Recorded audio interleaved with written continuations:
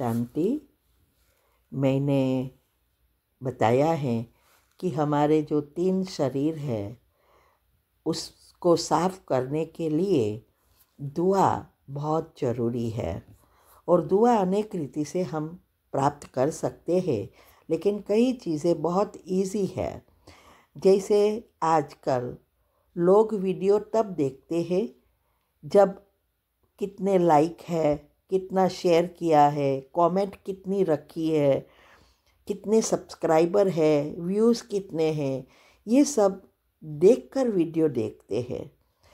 तो यहाँ भी हमें अगर दुआ कमाना है तो हर एक वीडियो में लाइक, शेयर, कमेंट और सब्सक्राइब करना है।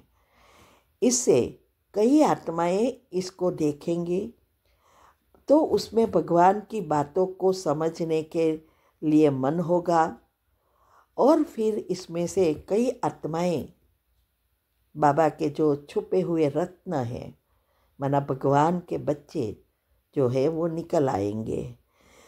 और कईयों को, बाहर वालों को भी अगर इससे फ़ायदा होगा तो ये सबसे दुआ मिलेगी जिसने ये 4 चीज़ें की है। इसीलिए ये घर बैठे दुआ कमाओ। लोग घर बैठे पैसा कमा रहे हैं, आप दुआ कमाओ तो हम भगवान के बच्चे नंबर 1 में जल्दी जल्दी आ सकेंगे। ठीक है। ओम शांति।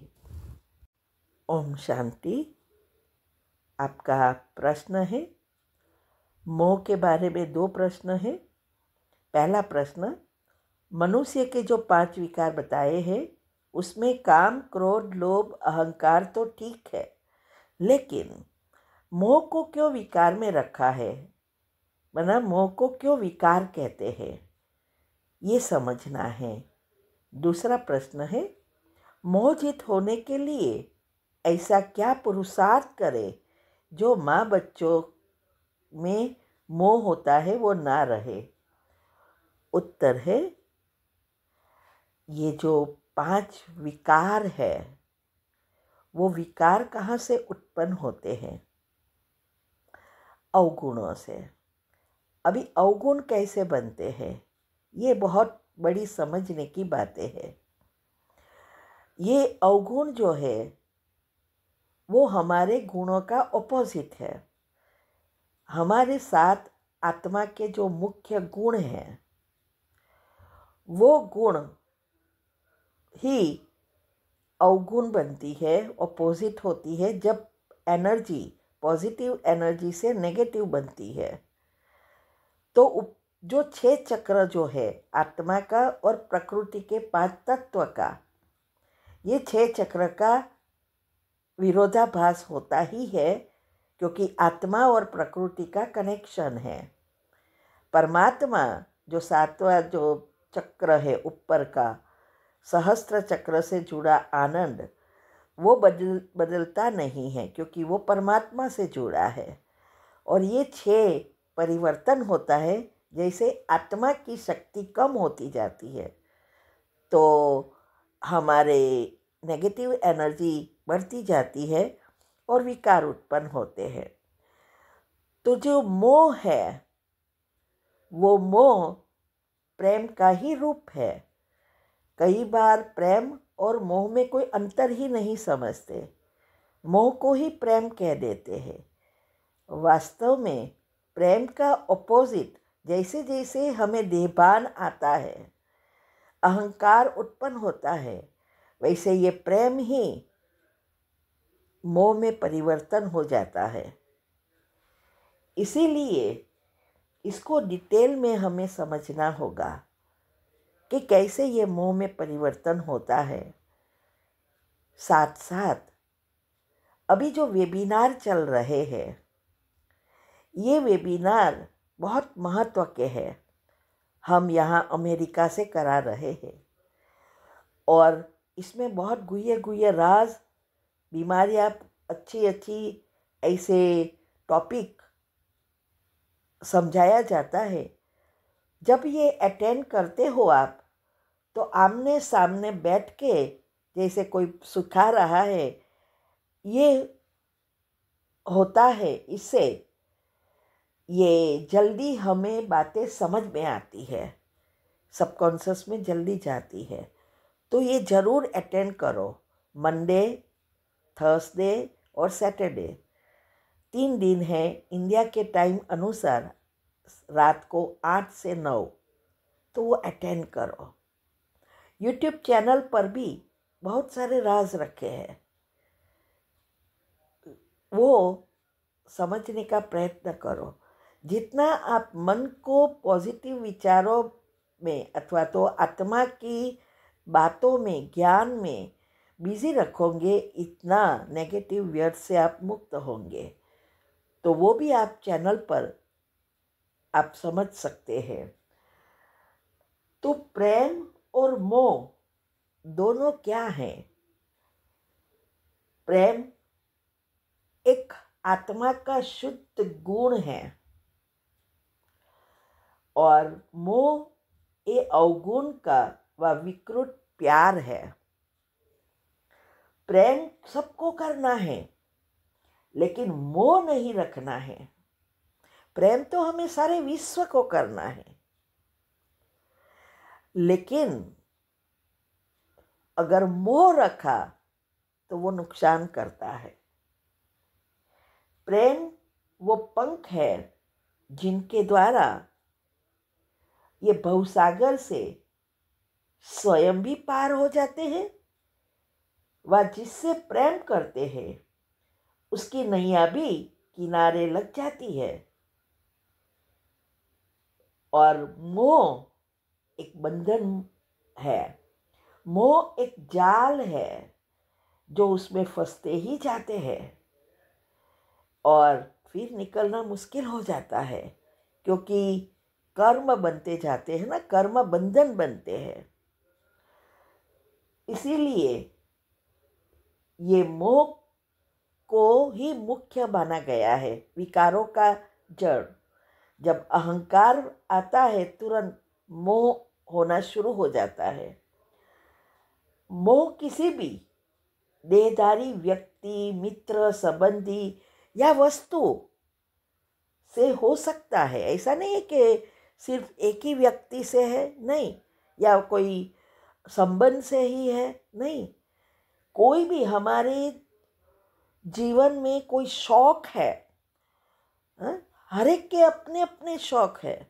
किसी को स्मार्ट दिखने का शौक है, ब्यूटी पार्लर में जाके अप टू डेट रहने का शौक है।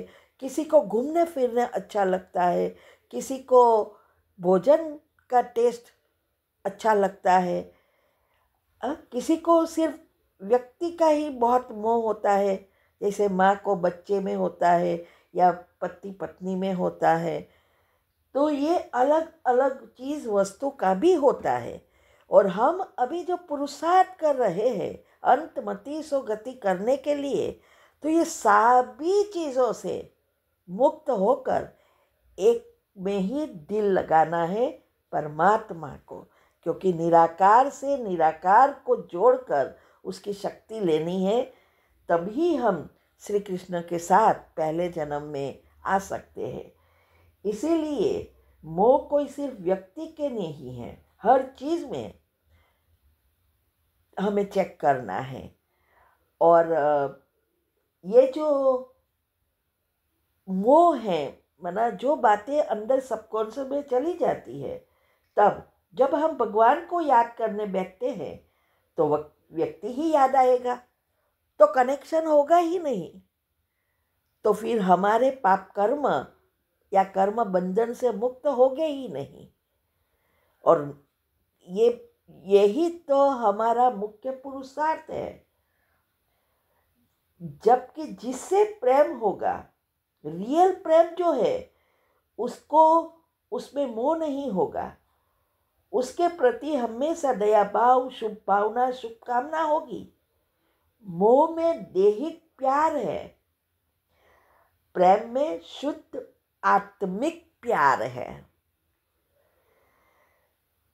जैसे कोई स्त्री को पुरुष में शुद्ध प्यार होता है, माना स्त्री पुरुष दोनों में, पति पत्नी जो होते हैं उसमें जो प्यार होता है उनमें काम वासना नहीं होती है।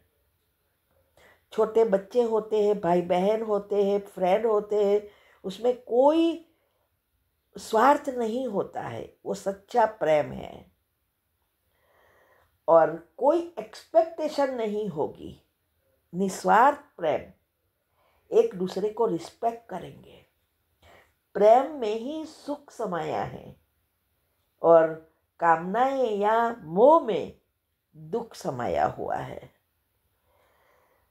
तो माँ बाप का मोह बच्चों को बिगाड़ते हैं और प्रेम बच्चों को लायक बनाते हैं, संस्कारी बनाता है। जैसे आजकल देखते हैं ना कि कोई भी नेता और बड़ी व्यक्ति है, वो मोह के जाल में ऐसे फंसे हुए होते हैं, जो चाहे बेटा या कोई भी उसके संबंधी जिससे वो बहुत प्यार करता है, वो अयोग्य है, उसके संस्कार ही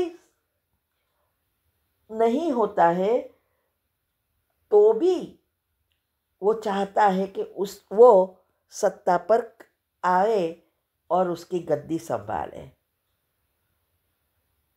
तो जैसे ये बहुत सूक्ष्म बातें हैं।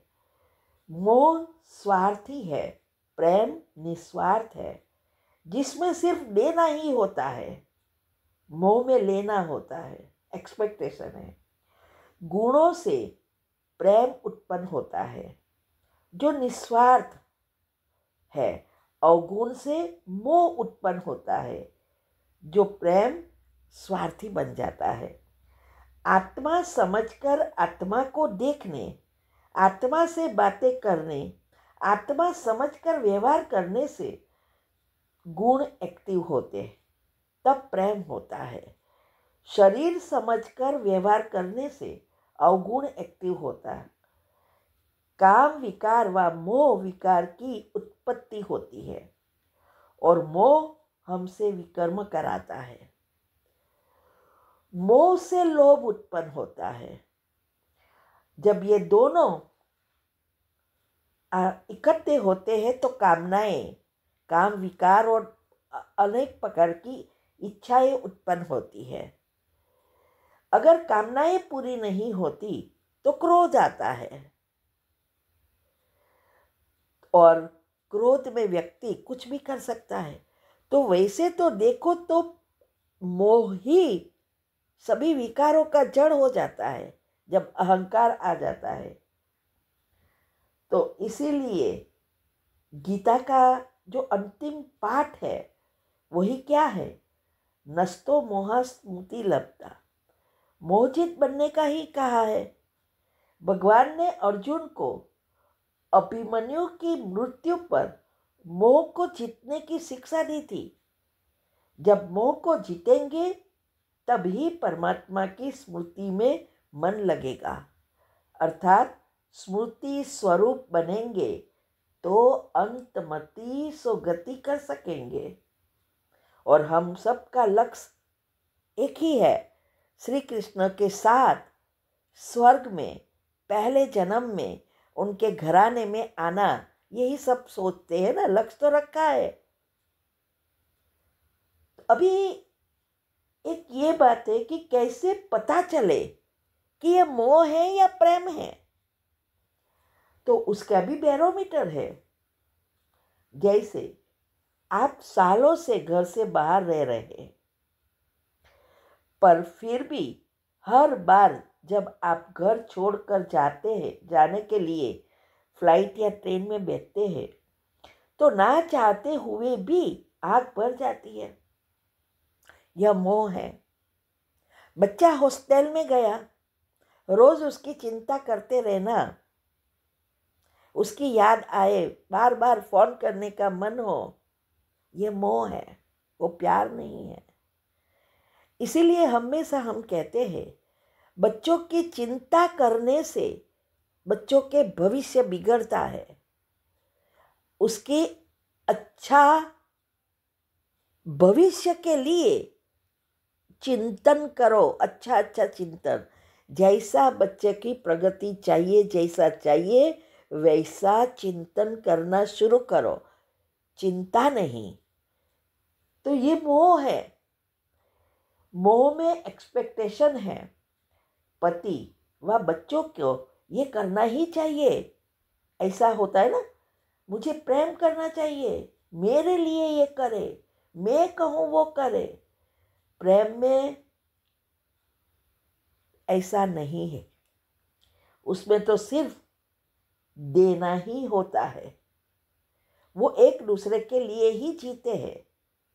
गलती देखते उसे प्रेम से सुधार से है, गुस्से करके या टॉन्ट मार के ऐसे नहीं। उसको प्रेम से समझाएंगे और गलती को सुधारेंगे। गलती करने नहीं देंगे, बढ़ाएंगे नहीं, लेकिन सुधारने का पुरुषार्थ कराएंगे। और कभी कभी दूसरा यह है कि अचानक से हमें कोई गाना या कोई चीज़ खाना या कोई रंग या कोई ऐसी जगह जहाँ आपको किसी भी चीज़ की ये याद दिलाती है, तो ये मोह है, वो चीज़ खींच रही है। आप बच्चे को छोड़कर घूमने जाते हैं, पर फिर हर जगह उसी के बारे में ही सोचते हैं। उसे ये दिखाते, ये खिलाते, ये आता तो ये होता, ये बच्चा मेरा ये कर अच्छा लगता है।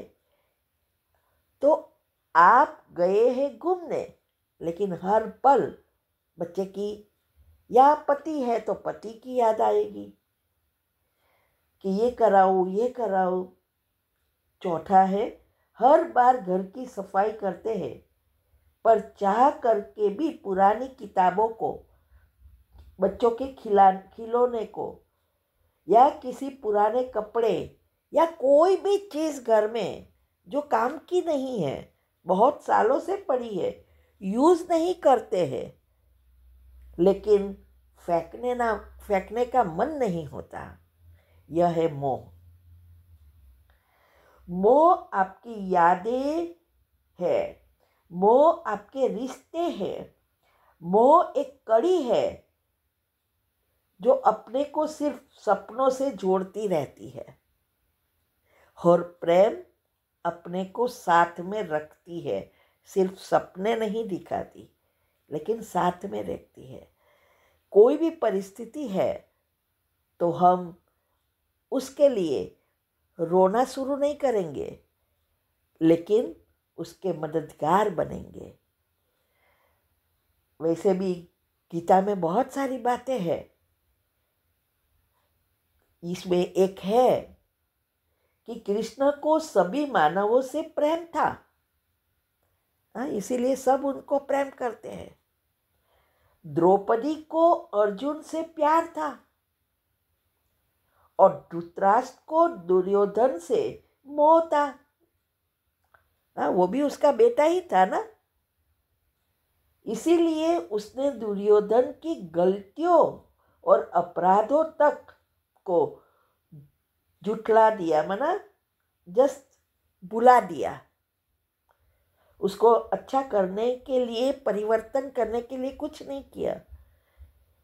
वो गद्दी का ही सोचता रहा, जिससे दुर्योधन को लगता गया कि वह कुछ भी करे उसके पिता उसे माफ कर देंगे।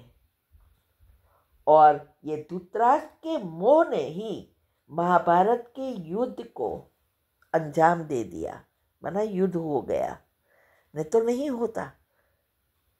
तो ये सारी बातें बहुत सारी है मोह के लिए। ठीक है, ओम शांति।